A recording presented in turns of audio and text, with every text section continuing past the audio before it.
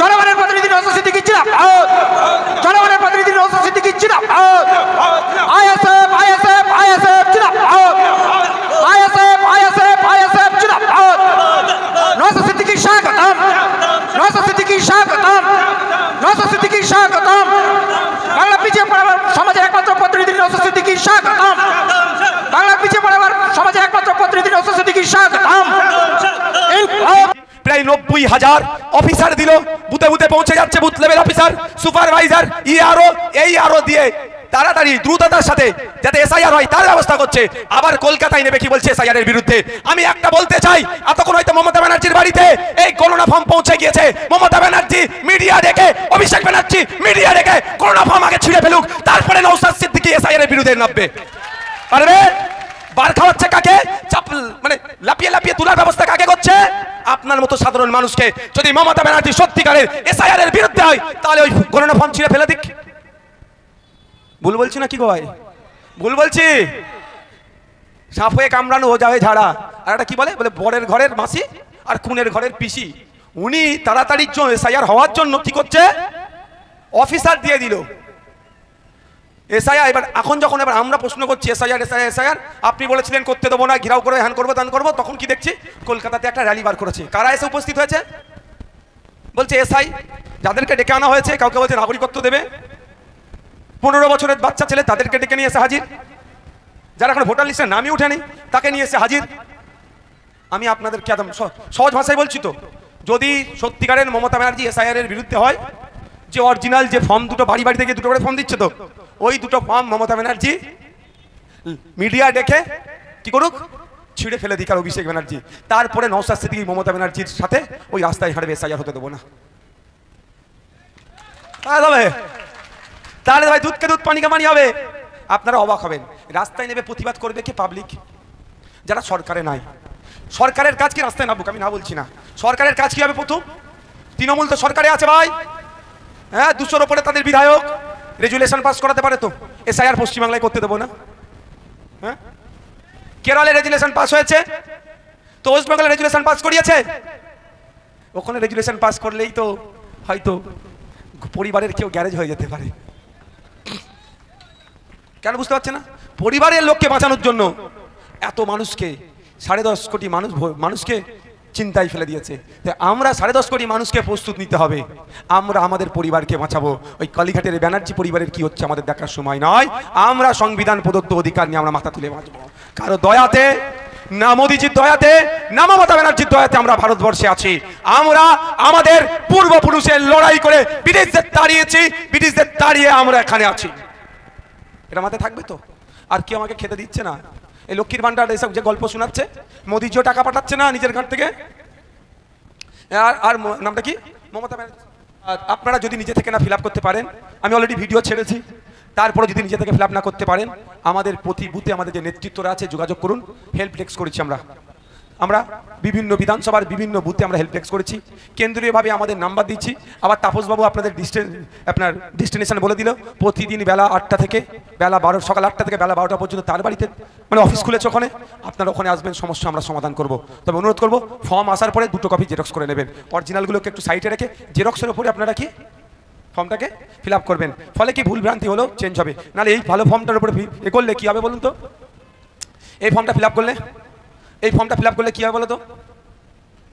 অরিজিনালটাতে যদি একটু পেনের খাঁচাখাঁচি হয়ে যায় বিপদ হবে। আমি অনুরোধ করবো আপনাদের এই ভুল কাজটা করবে না। বাবুকে ধরে নামিয়ে দাও।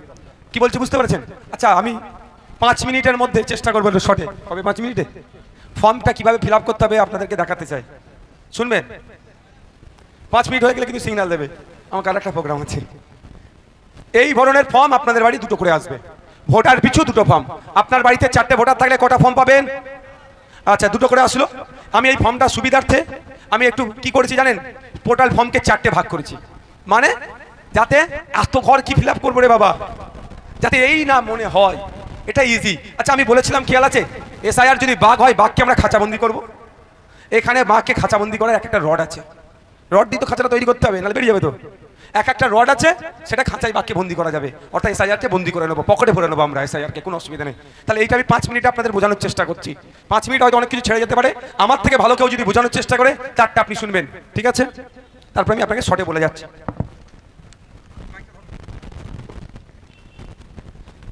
এই ফর্মটাকে আমি 4টে পার্ট করছি আপনাদের সুবিধার্থে, যাতে আপনারা সহজেই এই ফর্মটাকে আপনারা ফিল আপ করতে পারেন ভয় না পেয়ে। আপনাকে আমি একটু বলছি, টোটাল একটা ফর্ম, তো এটা ফর্ম ধরো না ভালো করে, এটা ফর্ম, এটাকে আমি 4টে পার্ট করে নিচ্ছি। ফার্স্ট পার্ট কি করছি, আপনাদের দিক থেকে বাম দিক থেকে শুরু হচ্ছে, তো এখানে আপনার নাম, এপিক নাম্বার, আপনার ঠিকানা লেখা প্রিন্ট হয়ে আসবে ফর্মে। দ্বিতীয় হচ্ছে আপনার ক্রমিক সংখ্যা, তার অংশ, পার্ট নাম্বার, বিধানসভার নাম প্রিন্ট হয়ে আসবে। তৃতীয় হচ্ছে কিউআর কোড আছে, এইখানে পেন নিয়ে না কেউ ঘুজাঘুজি করে, এটা খুব সূক্ষ্ম জায়গা। 4 নাম্বার কি আছে, আপনার আজকের দিনে ভোটার লিস্টে যে ছবিটা আছে সেটা এখানে প্রিন্ট হয়ে আসবে। 5 নাম্বার আপনাকে একটা পাসপোর্ট সাইজ ছবি, রঙিন ছবি, ব্যাকগ্রাউন্ড সাদা লাগাতে হবে। শুধু তাহলে পার্ট 1-এ আপনার কাজ কি, একটাই কাজ, শুধু একটা পাসপোর্ট সাইজ ছবি যার ব্যাকগ্রাউন্ড কালো সেটা প্রিন্ট করতে হবে। 2টো ফর্ম থাকবে, তাহলে 2টো ছবি লাগবে, 2টো ফর্মে 2টো ছবি লাগিয়ে দিলেন। Part 1 complete. ভয়ের কিছু কিছু আছে, কারো জানার আছে পার্ট 1 সম্পর্কে, কারা বুঝতে পেরেছেন হাত তুলুন তো। পার্ট 1-এ একটাই কাজ, একটা পাসপোর্ট সাইজ ছবি, রিসেন্ট ছবি, যার ব্যাকগ্রাউন্ডটা কালো সাদা হবে। দ্বিতীয় চলে আসুন,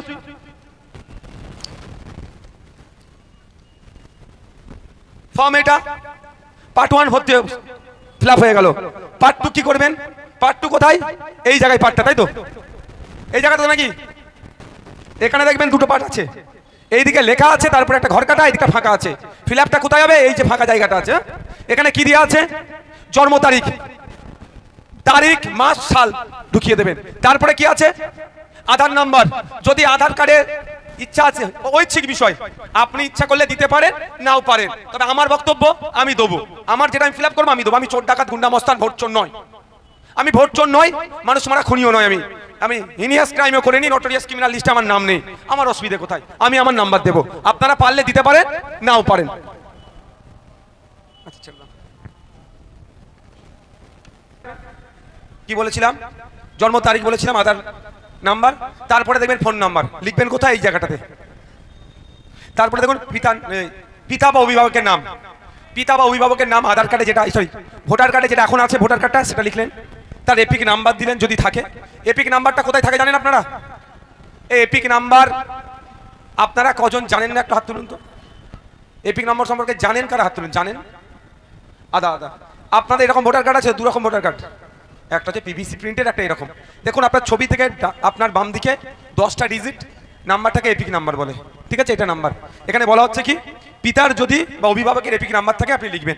তারপরে বলা হচ্ছে মায়ের নাম দিলেন, মায়ের যদি এপিক নাম্বার থাকে দিবেন, না এপিক নাম্বার দেওয়ার দরকার নেই। বিবাহিতরা, পুরুষরা তার স্ত্রীর নাম লিখবে তার পরের কলামে, আর স্ত্রীর যদি এপিক নাম্বার থাকে এখানে লিখবে। আর মহিলারা, বিবাহিত মহিলারা তাদের স্বামীর নাম লিখবে, আর স্বামীর যদি এপিক নাম্বার থাকে তার নিচে তার লাইনে লিখবে এখানটায়। এবার এটা সেকেন্ড পার্ট কমপ্লিট হলো। কারো এই সেকেন্ড পার্টে কোনো জিজ্ঞাসা আছে, কারো জিজ্ঞাসা থাকলে বলতে পারেন, তাড়াতাড়ি বলবেন ভাই। কারো জিজ্ঞাসা আছে, বুঝতে পেরেছেন? তাহলে ফার্স্ট পার্ট আর সেকেন্ড পার্ট আমরা কমপ্লিট হলাম। এবার আপনাকে বলি, সেকেন্ড পার্টে যা দেবেন লেটেস্ট যেটা আছে সেটা দেবেন। এখন যে লেটেস্ট যে কাগজগুলো আমার হাতে আছে, বানান টানান যা আছে এখানে দেবেন। 2025 সালে যেটা আছে সেটা দেবেন। এবার থাকছে কি, এই ভাই চুপ করো, থাকছে কি থার্ড আর ফোর্থ। থার্ড আর ফোর্থ কোনটা, এই জায়গাটা তো ভাই, হ্যাঁ আমি সেটাকে একটু ভাঁজ করে নিয়েছি বোঝানোর জন্য। 2টো তো, একটা বাম দিকের একটা ডান দিকের। বাম দিকের আর ডান দিকের একটু গুলিয়ে ফেলছে অনেকে, আপনারা গুলিয়ে ফেলবেন না। বাম দিকের ঘরটাও ফিল আপ করতে হবে, বা ডান দিকের ঘরটা, এই 2টো ঘরের মধ্যে একটা ঘর ফিল আপ করতে হবে। আগে মাথায় ঢুকিয়ে নেন, 3 নম্বর বা 4 নম্বর পার্টের কোনো একটা ফিল আপ করতে হবে। 3 নম্বর পার্টটা এটা, 4 নম্বরটা হচ্ছে এটা। 3 নম্বরটা হচ্ছে বাম দিকটা, 4 নম্বরটা ডান দিকটা, যেটা দাগটা না আছে, দুটোই সেম লেখা আছে। 3 নম্বর কারা ফিল আপ করবে, যাদের 2002 সালে ভোটার লিস্টে নাম আছে। 2002 সালে ভোটার লিস্টে যা নাম আছে সেম ধরে এখানে বসিয়ে দেবে। মাথায় থাকবে তো ভাই? ওখানে যদি নামের বানান ভুল থাকে, পাকাও মেরে নামের বানান আপনি ঠিক লিখবেন না, কারণ এটা চেকিং কোথা হবে, 2002 এর কাগজটা ধরে চেক হবে। ওখানে ছিল তাপস ব্যানার্জি, PAS ধরছি তাপস, আর তাপস বাবুর এখন TAPOS ইউজ করছে। তাহলে এই যদি এখন পাকাও মেরে যেটা ইউজ করছে সেটা লিখলে হবে না। 2002 সালের ভোটার লিস্টে যা থাকবে ধরে বসিয়ে দিতে হবে। এবার এখানে একটা খুব গুরুত্বপূর্ণ বিষয় আছে, বিধানসভা ক্ষেত্রের নাম। 2002 সালে অশোকনগর বিধানসভা ছিল তো? হ্যাঁ, কি বিধানসভা ছিল? না না, আমি সংখ্যা চেয়েছি। এটা কি বিধানসভার মধ্যে ছিল? না না, এখানে হচ্ছে বিষয়, এখন অশোকনগর বিধানসভা হয়েছে। আমি উদাহরণ দিয়ে দিচ্ছি আপনাদের। অনেকে এই অশোকনগর বিধানসভাটা ভাঙতেও পারে, হয়তো ভেঙে হয়েছে। যেমন 2002 সালে মধ্যমগ্রাম বিধানসভা ছিল না, তাহলে মধ্যমগ্রামের এখন ভোটাররা তাহলে পাগলা হয়ে যাবে তো, কি হবে? ওরা খুঁজবে কোথায়? তার বাপ দাদুকে জিজ্ঞাসা করবে, চাচাকে, মামাকে, মামা চাচা 2002 তুমি কোন বিধানসভার বিধায়ক তৈরি করেছিলে? তখন কি বলবে? ওরা বারাসাত বিধানসভার। ঠিক যদি কেউ হাড়োয়া বিধানসভা হয়ে থাকে, কারো আমডাঙ্গা হয়ে থাকে, যা হবে সেটা আপনি ওখানে লিখবেন। দ্বিতীয় কথা হচ্ছে বিধানসভা ক্ষেত্রের নাম্বার। অশোকনগর বিধানসভা, যেমন ভাঙড়ের কথা বলি, বিধায়ক এখন 148 নম্বর বিধানসভা, আগে ছিল 107 নম্বর। তাহলে 2002 আপনার ভোটার লিস্ট যে বার করেছেন, নাহলে আমাদের কর্মীদের কাছে আছে, তাদের কাছ থেকে জেনে নেন। ওখানে তুমি বিধানসভা নাম্বার দিয়ে আছে, এখানে বসাবেন। তখন যে পার্ট নাম্বার দিয়ে আছে এখানে বসাবেন। তাহলে 3 নম্বর পার্টটা হয়ে গেল। 3 নম্বর পার্টে যা যা লেখা আছে আপনি লিখলেন। এখানে কি কি দেওয়া আছে? নির্বাচকের নাম, অর্থাৎ আপনার নাম্বার, নাম, যার 2002 ভোটার লিস্টে নাম আছে তার নাম, এপিক নাম্বার, আত্মীয়, ওখানে গার্জেন হিসাবে যে আছে, তারপর আছে সম্পর্ক। ওখানে যে গার্জেন হিসাবে আছে আপনার, ওটা স্বামী হতে পারে, স্ত্রী হতে পারে, পিতা হতে পারে, পুত্র হতে পারে, যে সম্পর্ক সেই সম্পর্ক লিখলেন।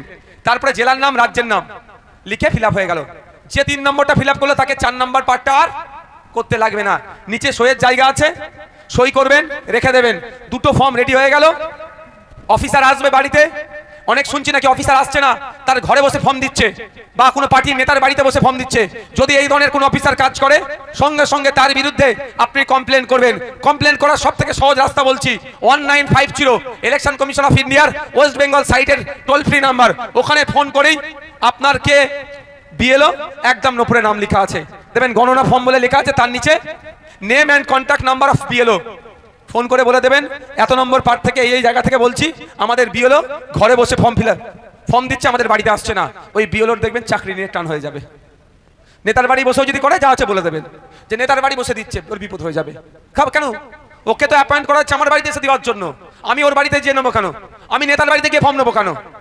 আমডাঙ্গায় নাকি বড় এক নেতার বুথের এই কাজ করছে, এখন আমডাঙ্গায় গিয়ে বলে আসবো, আজকে যাবো একবার প্রোগ্রাম, তখন গিয়ে বলবো। যাক, ওটা হয়ে গেল। তাহলে 3 নম্বর যিনি ফিল আপ করবেন, কে ফিল আপ করবেন? যার 2002 সালে ভোটার লিস্টে নাম আছে তিনি ফিল আপ করবেন। তাকে 4 নম্বর পয়েন্টটা আর ফিল আপ করতে লাগবে না। এবার হচ্ছে আমার কথা, নওশাদ সিদ্দিকী, আমার তো 2002 সালে ভোটার লিস্টে নাম নাই, তাহলে আমাকে 4 নম্বর পার্টটা ফিল আপ করতে হবে। এটা কি ফিল আপ হবে? আমার আব্বার, আমার আম্মার, আমার দাদর, কানে হেডফোন দিয়ে আছে মনে হয় না, ওই জন্য তো জোরে কথা বলছে। কানে হেডফোন আছে মনে হয়, ওই জন্য জোরে বলছে, বুঝতে পারছি না, ভাবছি আমি ওই তো কম শুনছে, জোরে বলে ফেলছে। যাক, আব্বা আম্মা, দাদো দাদি, বাবা মা, ঠাকুরদা ঠাকুমা, তাই তো নাকি? এইভাবে বলে তো, বুঝতে পারছেন কি বলছি? যে যে ভাষায় বলে, অর্থাৎ আমার আব্বার, আমার আম্মার, বা আমার বাপের বাপ, বাপের মা, এই 4 জনের মধ্যে কারো একজনের 2002 সালে ভোটার লিস্টে নাম আছে, সেটা 4 নম্বর পয়েন্টে, 4 নম্বর পার্টে বসিয়ে দেবেন। হ্যাঁ বলছি, এটা বসিয়ে দিলেন। এবার হচ্ছে 4 জনের কারো নাই, আপনি কি করবেন? First part, second part fill up করলেন, করে সইয়ের জায়গাতে সই করলেন, বিএলওকে যখন জমা দিলেন, স্ট্যাম্প মেরে রেখে দিলেন। হতে পারে তো বাপ মা, না দাদু দাদি, কারো নাম নেই, কি হবে? আপনার তাহলে ভোটার লিস্টে নাম কাটা যাবে নাকি? মোটেও নয়। আপনি এটা ফিল আপ করে দেন, আপনাকে কি হবে? আপনাকে শুনানিতে ডাকবে, আপনি তখন ডকুমেন্টস নিয়ে যাবেন। 11টা ডকুমেন্টস চেয়েছে, তাই সেটা বলবে। এটা বুঝে গেছেন কি? একটা জিনিস ভুল করবেন না, সেটা হচ্ছে তৃণমূলের বন্ধুরা বলবে আমাকে ফর্ম দিতে, আমি জমা করে দেবো, ও কাজ ভুলও আপনারা করবেন না। যারা ভোট চুরি করে তারা আপনার ফর্মের ডাস্টবিনে ফেলে দিতে পারে। আপনি নিচ্ছেন কার কাছ থেকে ফর্ম? আপনার বাড়িতে এসে ফর্ম কে দিচ্ছে? বিএলও। আপনি ফর্ম কাকে সাবমিট করবেন? সেই বিএলওকে। যখন সাবমিট করবেন, এখানে দেখবেন লেখা আছে বিএলও এর স্বাক্ষর, আপনার চোখের সামনে এসে সই করবে, স্টাম্প মারবে। কাগজটা যত্ন করে রাখবেন, 2-4টে ছবি ফোনে তুলে নেবেন, একটা দুটো জেরক্স করে রেখে দেবেন, কাজ শেষ হয়ে গেল। এবার হচ্ছে কথা, ভোটার 2002 এর নিজের নাম নেই, বাপের নেই, মায়ের নেই, দাদর নেই, দাদির নেই, কি হবে তাহলে? দেশ থেকে তাড়িয়ে দেবে নাকি? দেশ থেকে তাড়াবার প্রশ্ন এটাতে নাই। এটা আপনি ভোট দিতে পারবেন কি পারবেন না তার প্রশ্ন। তাহলে কি করতে হবে? আপনি ফর্ম ফিল আপ করে জমা করবেন। কোন পার্ট দুটো ফর্ম ফিল আপ করবেন? কোন জায়গা দুটো?